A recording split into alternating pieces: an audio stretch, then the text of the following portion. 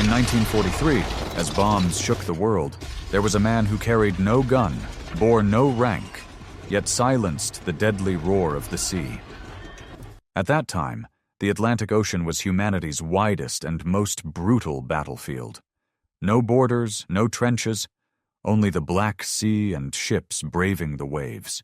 Wind howled, waves rose like walls, and beneath the bone-chilling water, steel wolves marked with Nazi swastikas prowled for prey. March 1943.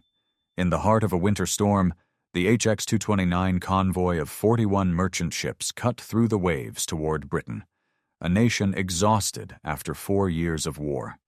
They carried 140,000 tons of goods: grain, oil, shells, food, each ton a lifeline for Britain. If these ships didn't reach Liverpool, millions of Britons would face hunger and darkness. Aboard the SS William Eustace, Captain James Bannerman stood silently in the wind, his binoculars blurred with sea salt. Every distant sound could be the herald of death. He knew, below, in the dark, German U-boats were waiting. Not far beneath the surface, inside U-758, Kapitänleutnant Helmut Manseck, one of Germany's most seasoned commanders, leaned over the hydrophone.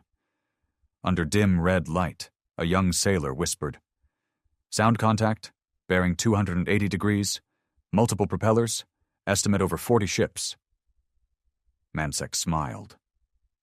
That sound, the roar of hundreds of engines, the pulse of dozens of ships, echoed through the deep like a war drum signaling the prey's arrival. He nodded slightly. "Wolfpack, take positions." The Battle of the Atlantic wasn't a gunfight. It was a hunt waged by sound and listening, an invisible war between noise and silence. Since the war broke out in 1939, the sea route linking North America and Britain had become the lifeline of the Allies. 2/3 of Britain's food, all of its oil and weapons, had to travel the nearly 5,000-kilometer ocean route. Without it, there would be no Britain. And without Britain, there would be nowhere to launch the counterattack against Hitler. But the Nazis knew that well. They called their small submarines U-boats, Unterseeboot, underwater boat. Each one was just 60 meters long, weighed a few hundred tons, but carried torpedoes that could rip a cargo ship apart. They hunted in packs, a tactic the Germans called Rudel, meaning wolf pack. At night they surfaced, fired torpedoes, then vanished like ghosts. By early 1943, those wolf packs had turned the sea into a graveyard. In March alone, U-boats sank 87 cargo ships and 12 escorts, over 627,000 tons of cargo, the highest toll of the entire war. Meanwhile, factories in the US and Canada were only managing to launch under 500,000 tons of new ships. Each day, the ocean swallowed more than humans could build. Prime Minister Winston Churchill later wrote in his memoirs, "The only thing that really frightened me during the war was the U-boat peril." As convoy HX-229 drifted in the middle of the Atlantic, another convoy, SC-122, was also making its way in the same direction. By mid-March, the two merged into a massive formation, but that very size made them easier to detect. On the night of March 16th, over 40 German submarines ambushed the waters south of Iceland. Torpedoes fired in silence, a ship was hit, flames erupted, and the sea lit up like day. Over the next 4 days, 22 merchant ships were sunk, more than 300 sailors lost. Oil and wreckage spread across the water. It was the worst convoy disaster since the war began. In London, the British Admiralty was shaken. In Liverpool, home to the Western Approaches Command, emergency meetings ran through the night.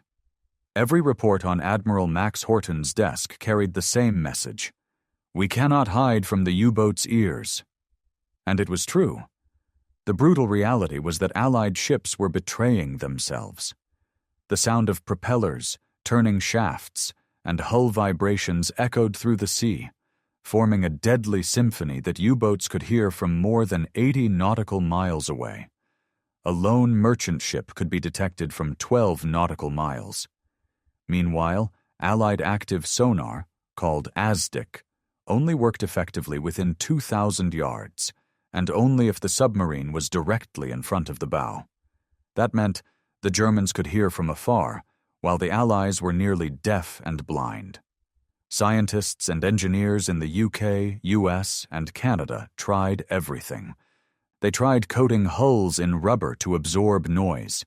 Failure, as rubber degraded in salt water within weeks.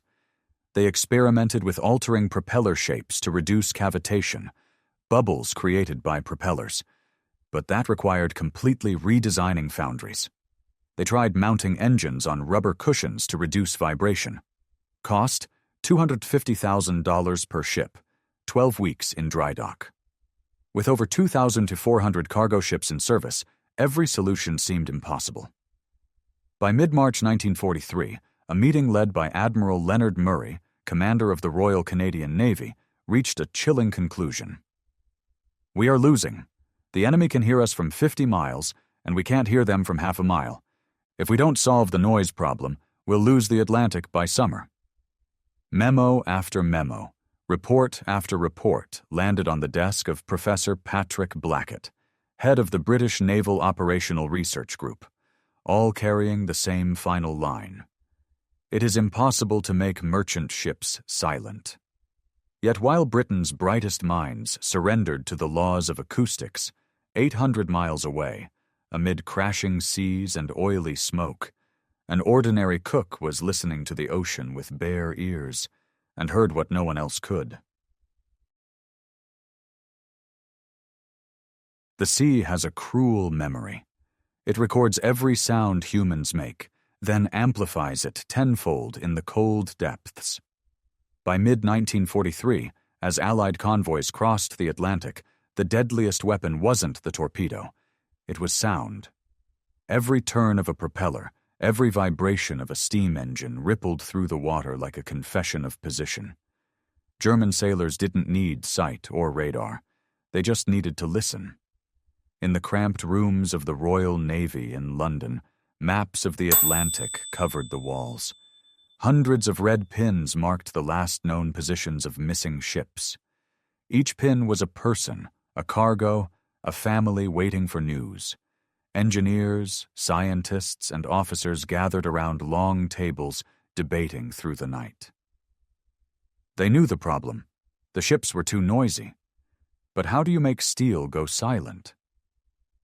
Admiral Max Horton, a former submarine commander in World War I, understood the game of sound well. He once said, "Once the hunter learns to listen, every noise is a vulnerability." That's why, since 1941, he had ordered all escort ships to be fitted with ASDIC sonar, a system that sends sound pulses underwater and listens for echoes to detect submarines. In theory, it was the most advanced technology of its time. But reality was harsher.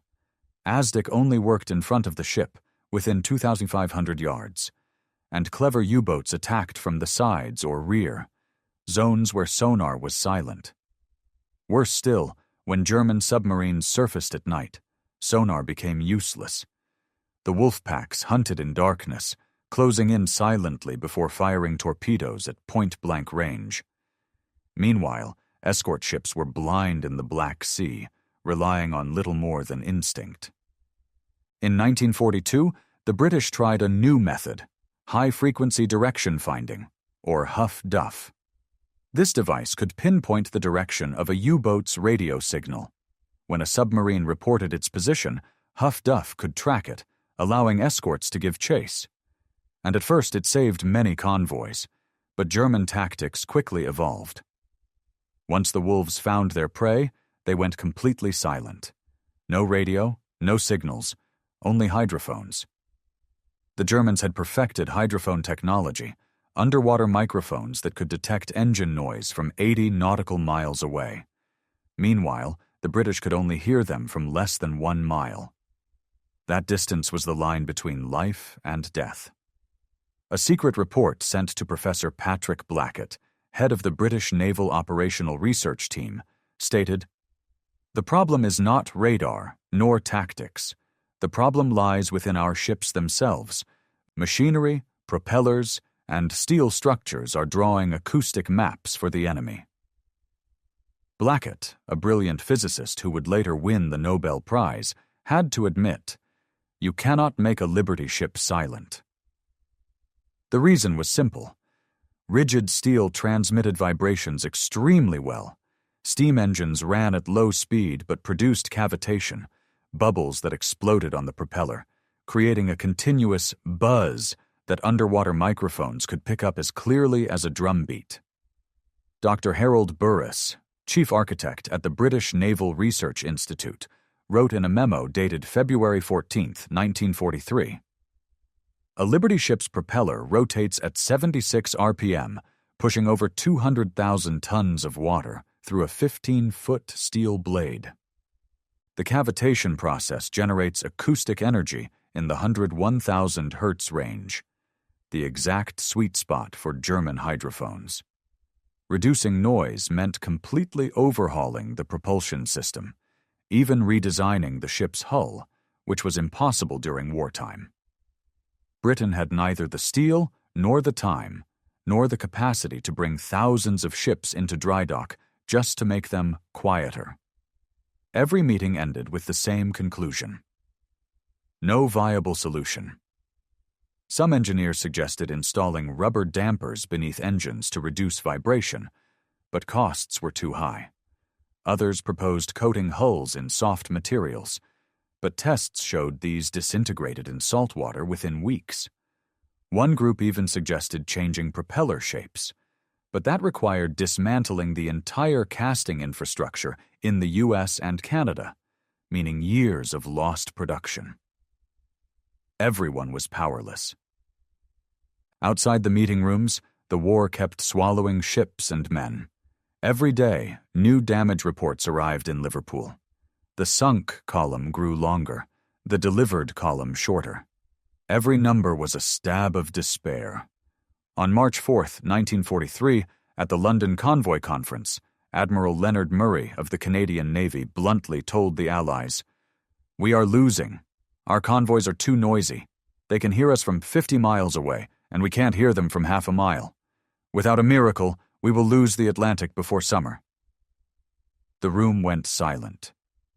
No one replied, because everyone knew it was true. At that moment, Britain had barely 3 months of food reserves left. Fuel depots in Liverpool were at their lowest since 1940. If the Atlantic route collapsed, the island nation would be paralyzed. And if Britain fell, there would be no base from which to launch the counterattack on Europe. In its March summary report, the British Admiralty admitted, "There is no technical solution to the noise problem." The only remaining proposal was to increase the number of escort ships, a measure that would only buy time. But while commanders and scientists sank into despair, somewhere, in the roar of engines and the howl of wind through steel, a regular man was listening in a different way. He had no laboratory, no blueprints, only ears and curiosity. While scientists sought victory through technology, he found an answer through observation.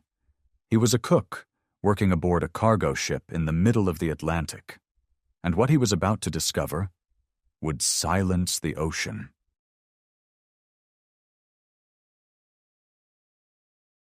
Among the thousands struggling to keep the Atlantic from falling into Nazi hands, no one expected the turning point would come from a cook.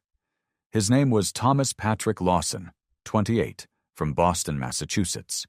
He hadn't studied engineering, held no rank, and was known to no one.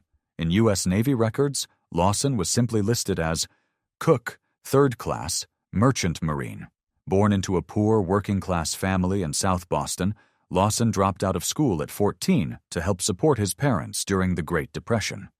He worked in harbor-side diners, learning how to cook fast, clean, and with whatever scraps were left. When the war broke out, the U.S. Merchant Navy was hiring in droves.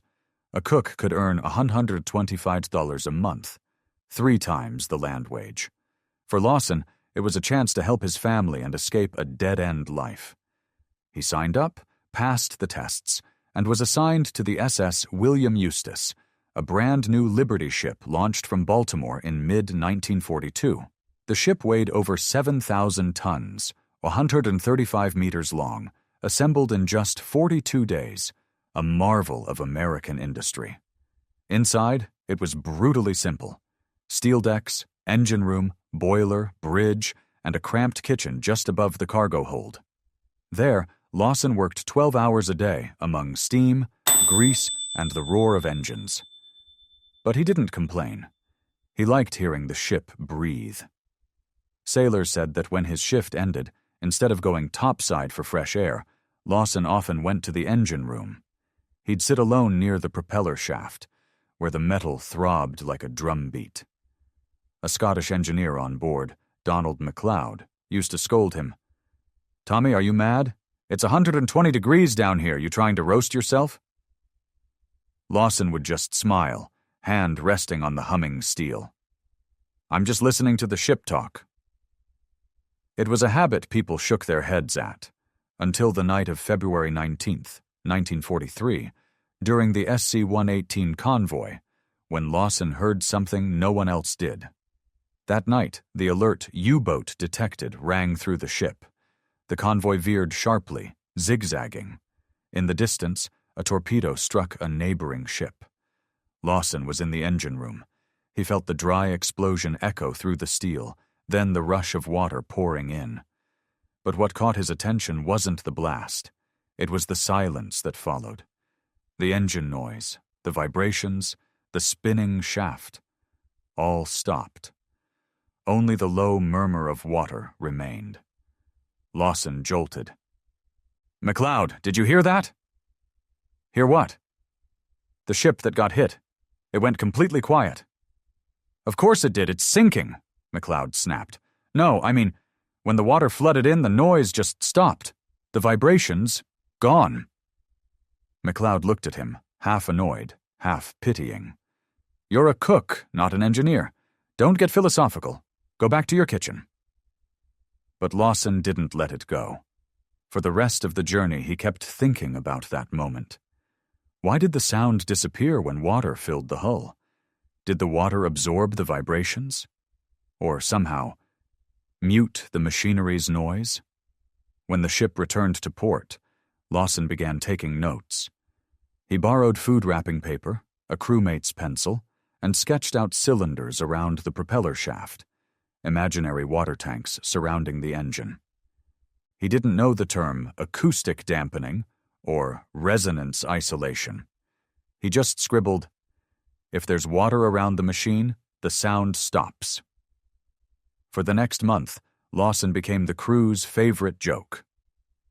"Hey, Tommy," they laughed, "when are you giving the ship a drink to make it quieter?" He just smiled and said nothing. But the idea grew clearer in his mind. He went to the engine room and asked the chief engineer how vibrations traveled through the ship's body. The engineer pointed at the steel walls. "Everything goes through this. Nothing can stop it, unless you isolate it with air or water." That's when Lawson formed a daring hypothesis. If water could silence a sinking ship's explosion, could it absorb the noise of a running one? One night, alone in the dim kitchen, waves lapping the steel hull, he listened to the familiar sounds, the hiss of steam, the screech of pressure valves, the rhythmic thump of the propeller like a heartbeat. But this time they sounded different, as if he wasn't hearing with his ears, but with his intuition. Amid the chaos, he imagined walls of still water surrounding the engine, like cushions muffling the mechanical clamor. Lawson didn't know it, but what he was visualizing was the principal engineers would later call liquid acoustic insulation, using liquid to absorb mechanical vibrations. At the time, this concept was far beyond a cook's understanding. Yet somehow, he grasped its essence through instinct. At the end of March 1943, when the SS William Eustace docked in Liverpool, Lawson did something anyone else would call insane. He walked straight into the Western Approaches Command, the office of Admiral Max Horton. In a wrinkled uniform, he told the guard, "I need to speak to an officer. I have an idea to save the convoys." The guards exchanged glances, then laughed. "Who are you?" "Thomas Lawson, cook, SS William Eustace." "A cook wants to see the Admiral? You're about to see a jail cell instead." They detained him immediately. Right then, fate intervened. A young officer walking by, Commander Peter Gretton, just returned after losing 13 ships in convoy ONS-5, overheard the commotion. He saw Lawson's sunburned face and steady eyes, and asked, "You say you've got an idea to save the convoys? Tell me." In the cold stone hallway, Lawson spoke in one breath, no papers, no diagrams, about noise, about water, about the silence of a sinking ship. Gretton listened, silent, then smiled, half skeptical, half intrigued. "You want to silence a ship? By putting water inside it?" Lawson nodded. "Not flooding. Controlled water. In sealed tanks, around the engine, around the propeller shaft. Water absorbs sound better than air. If done right, U-boats won't hear us anymore." Gretton stared at him for a long moment. Perhaps after reading thousands of failed reports, the officer had learned one truth. Sometimes crazy ideas are the only way out. He said, "All right, we'll try. But if you're wrong, we'll both hang for it." Lawson gave a faint smile. "If I'm right, maybe a few more ships will live." That day, in smoke-choked Liverpool, a cook and a naval officer shook hands. They had no idea that handshake would spark the greatest turning point in the Battle of the Atlantic. In March 1943, the port of Liverpool was choked with smoke and bomb dust. Amid the industrial roar of war, a strange experiment quietly began. No permits, no budget, and no one believed it could work. But if it did, it could save the entire Atlantic. Commander Peter Gretton, a seasoned battle officer, couldn't forget what that American cook had told him days earlier. Water can silence an engine. A ridiculous idea, but in a time of constant failure, even a flicker of hope couldn't be ignored. On March 25th, at the Camel Laird shipyard, Gretton selected the escort vessel HMS Sunflower, which was awaiting repairs. He discreetly gathered a few engineers, and with Lawson, they got to work. In 3 days, they welded hollow steel tanks around the propeller shaft and filled them with seawater. They packed wet sandbags around the engine mount to reduce vibration. Everything done by hand, without blueprints or official orders. When a worker asked, "Do we have authorization, sir?" Gretton replied, "No, and forget you ever asked." On March 28th, Sunflower made her first test run. 500 yards away, submarine HMS Trespasser submerged to listen. Result? Failure. The sound was as loud as ever. Lawson was stunned. "We didn't seal it properly. The water leaked," he said. Gretton shook his head. "We can't keep going." Lawson replied firmly, "Give me 3 days. I'll make the water stay." They worked through the night. Lawson replaced all leaky tanks, sealed them with tar, and added rubber water-filled pouches around the engine mounts. A concept no one had tried before. On the 3rd night, he nearly collapsed from exhaustion, but still whispered, "If this ship goes quiet, others will survive." On April 2nd, they tried again. The ship set out, engines roaring. Underwater, Trespasser picked up a fading signal, then nothing, at just 400 yards. The radio crackled. No sound detected, only the ocean. Gretton stared at Lawson, stunned. "You've made the ship disappear from the sea." The next day, Gretton took Lawson to Admiralty House in London to present the results to Admiral Max Horton and a team of engineers. When they heard a cook had come up with the idea, the room erupted in protest. Dr. Harold Burris, an acoustic expert, snapped, There's no way water inside a ship is the solution. Lawson stood and calmly replied, "Sir, I have no degree. I only know that water absorbs vibration. I heard it happen, and now I can prove it." The room fell silent. Horton, a former submarine captain, looked at Gretton and said, "Tested in the field." A week later, 6 cargo ships were selected to receive the Lawson sound dampening system: SS Daniel Webster, SS James Herod, SS John Davenport, SS Samuel Eliot, SS Benjamin Key, and SS William Eustis. They had just 64 hours to finish.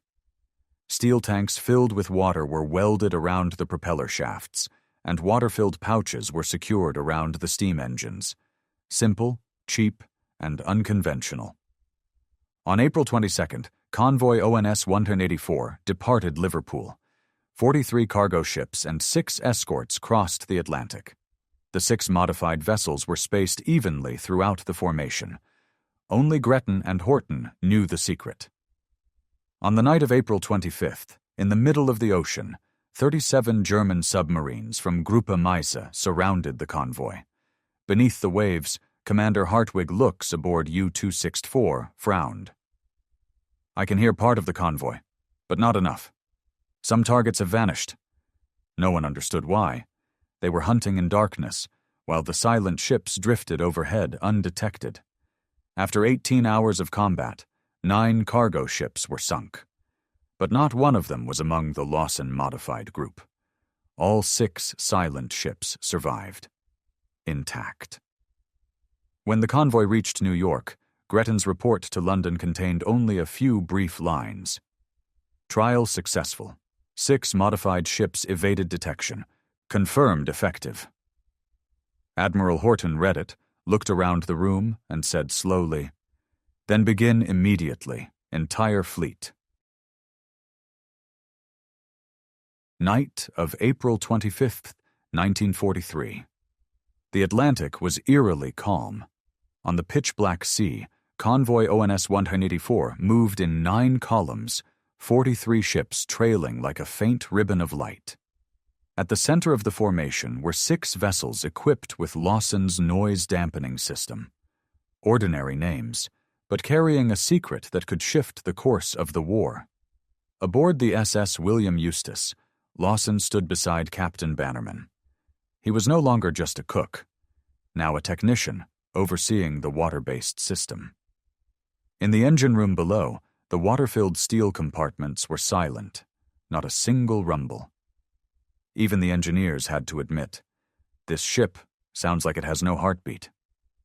400 feet below, in the Black Sea, U-264 of Gruppe Meise lay in wait. Commander Hartwig Lux pressed his ear to the hydrophone. The sound came, then vanished. He frowned, adjusted the bearings. "Something's wrong. Noise, then silence. Something's off." A sailor beside him reported, "Only picked up 27 signals. We've lost over 10 targets." Lux scowled. "Impossible. A convoy doesn't just disappear." On the surface, the wind shifted. Escort ships began sweeping with sonar. They still heard faint echoes, but didn't know that below the enemy was confused. For the first time in years, the U-boats no longer knew what they were hunting. By dawn, April 26th, light rain began to fall. The first U-boat strike commenced. From the west, U-231 fired 2 torpedoes. 2 columns of water rose, and 2 cargo ships exploded. But the blasts also gave away their position. Minutes later, depth charges rained down. Light flared across the dark sea, and a U-boat was sunk. Over the next 18 hours, a tense chase unfolded. German submarines attacked in waves: U-258, U-528, U-264, U-268. But the results grew stranger. Some ships still rang loudly through their sonar, while others, in the same formation, were completely silent. No propeller noise, no vibration. Lux radioed headquarters. "Many targets undetectable. Hydrophones may be malfunctioning." But the equipment was fine. Those ships simply emitted nothing to be heard. In the center of the convoy, William Eustis sliced through waves in silence. Lawson pressed his ear to the railing, listening. Nothing but wind. A quiet certainty stirred in him. It's really working. By the second night, the outcome was clear. 9 cargo ships had been sunk, over 200 sailors killed. A tragic loss, but far fewer than just a month earlier, when convoy HX-229 lost over 22 ships. Most importantly, all 6 ships with Lawson's system survived, unscathed. At dawn on April 27th, as the last U-boat retreated, Gretton stood on the deck of an escort ship, staring at the pale horizon. He knew they had just witnessed more than a surviving convoy. They had seen the birth of a new weapon. Silence. On May 7, 1943, convoy ONS 184 docked in New York. As William Eustis moored, Lawson stepped ashore, oil-stained, sunburned. On a desk in London, Gretton's report was brief. Trial successful. 6 Lawson-equipped ships evaded detection. Recommend fleet-wide implementation.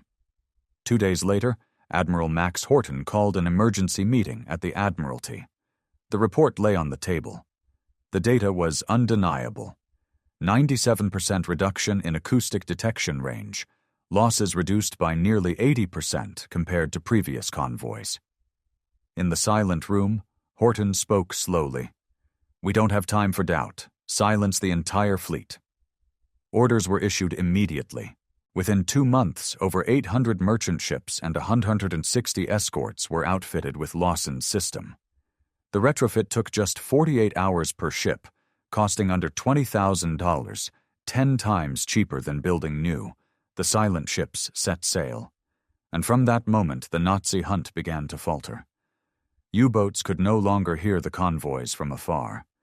They were May 1943. The Atlantic changed color. No longer the deadly sea of the Nazis, but a calm blue of hope. In just 4 weeks, 41 German submarines were sunk, over 35 more severely damaged, wiping out a quarter of the entire U-boat force.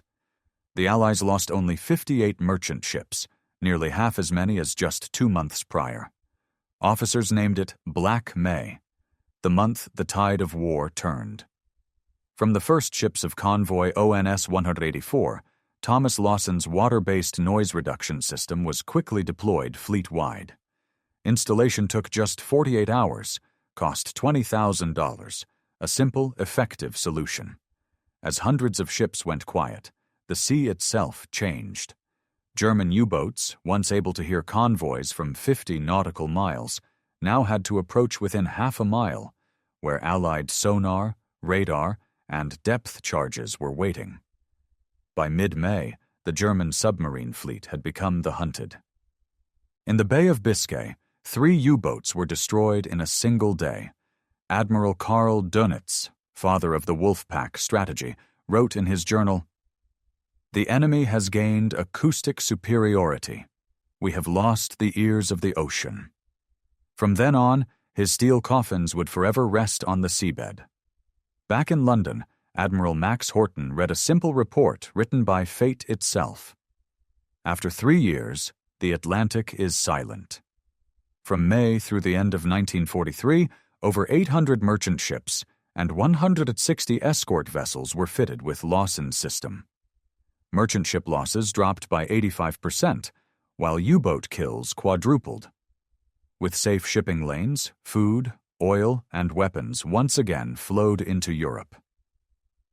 Thanks to those silent convoys, Britain survived, and the Normandy counteroffensive 2 years later became possible. But the cook of the sea, Thomas Patrick Lawson, received no medal, no headlines. When the war ended, he returned to Boston, opened a small diner in Dorchester, and lived quietly with his wife and 3 children. No medals adorned the walls, only a faded photo, the William Eustis cutting through a storm. When asked by a reporter why he never sought recognition, he simply smiled. "I just heard what others didn't." It wasn't until 1946, in Admiral Horton's memoir, that he finally wrote, "Among the innovations that saved the Atlantic, radar, Huff Duff, Lee lights, escort carriers, none were as simple and effective as Lawson's invention. A cook achieved what science declared impossible." That technology would later evolve into the Prairie Masker system, using compressed air instead of water, still used on U.S. warships to this day. It all began with the crude sketch of a man with no degree. In 1991, Lawson passed away at 76. The Boston Globe obituary was brief. Thomas P. Lawson, former naval cook, diner owner. No mention of the 4,000 sailors who survived because of his idea. But at his small funeral, 3 British officers who once served on Lawson-modified ships placed a folded slip of paper in his coffin. The note read, with a trembling hand, "Because of you, we came home."